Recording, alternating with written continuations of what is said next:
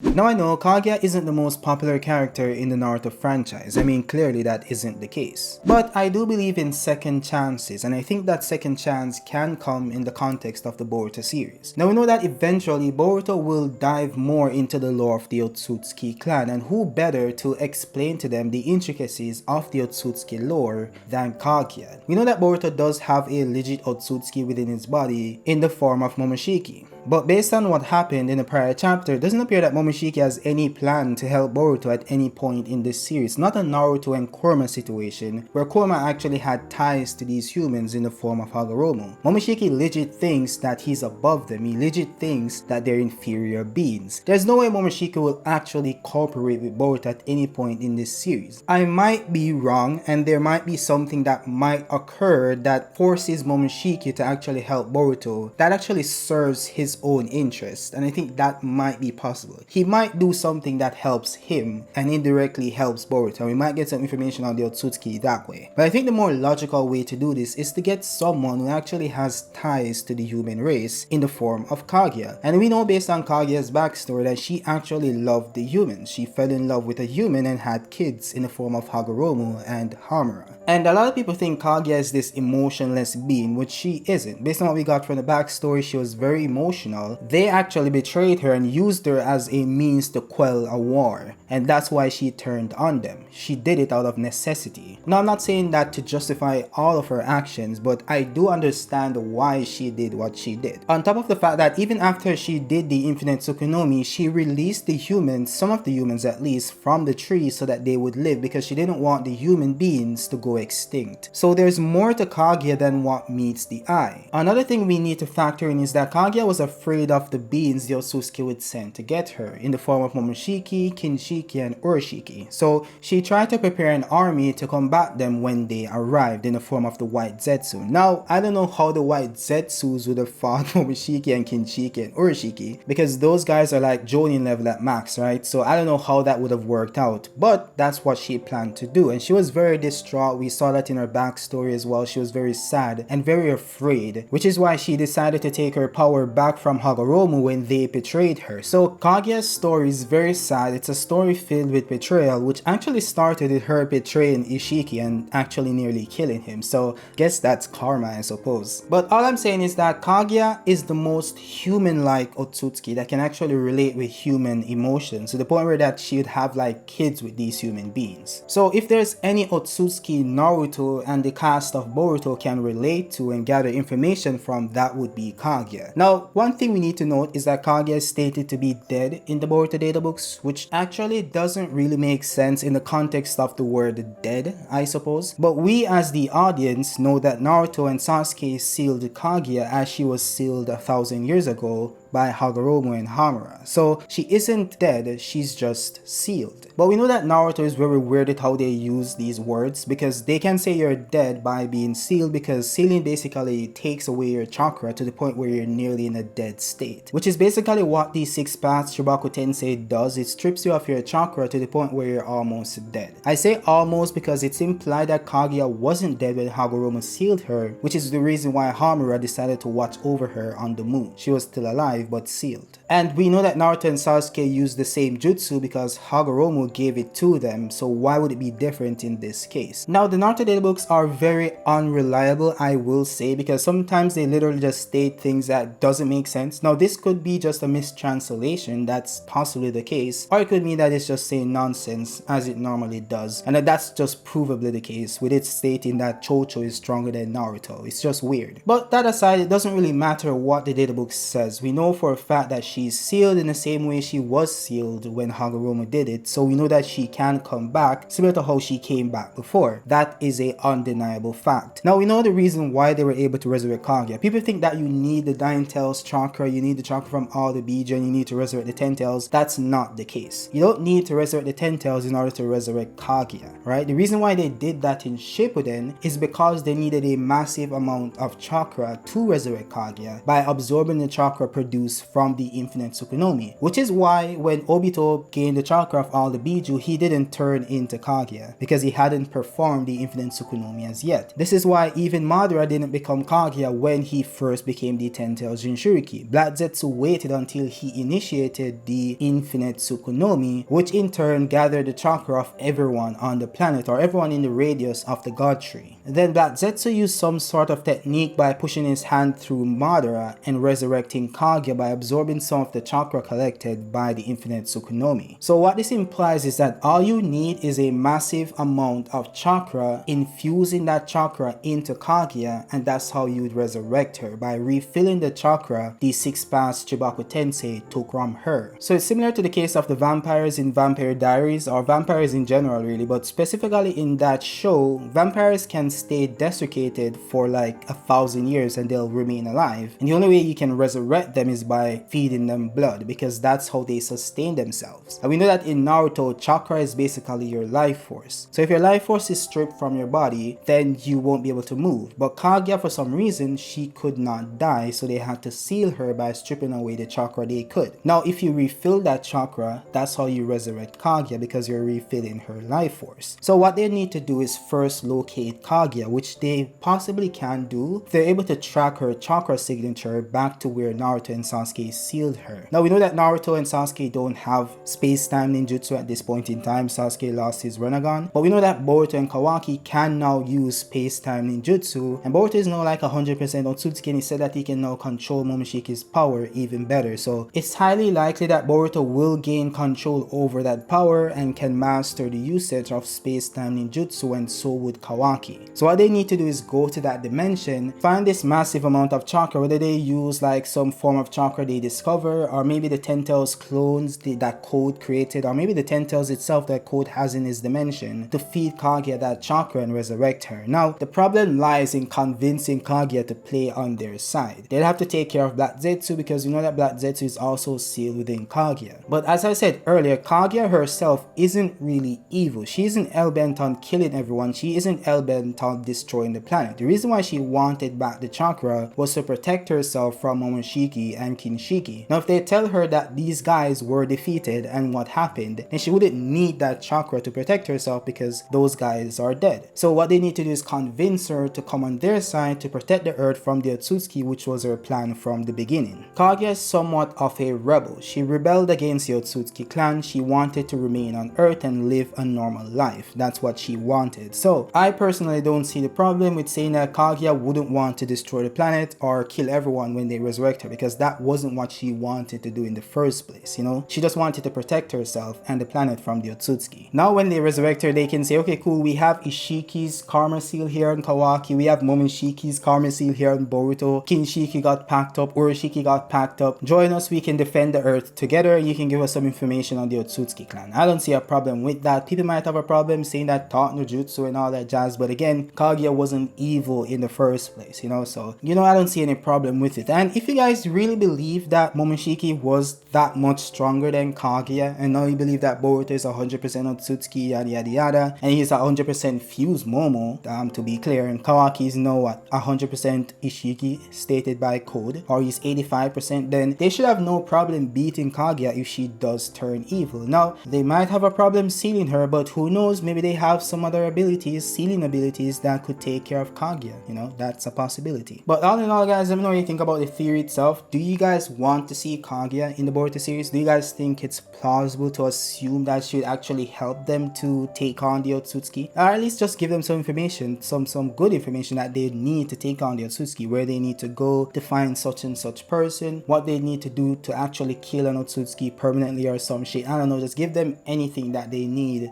to protect the planet. So let me know what you guys think about it in the comment section. Drop a like if you like the video, subscribe if you're new for content just like this one, and yeah, above all else, have a great day. Peace out.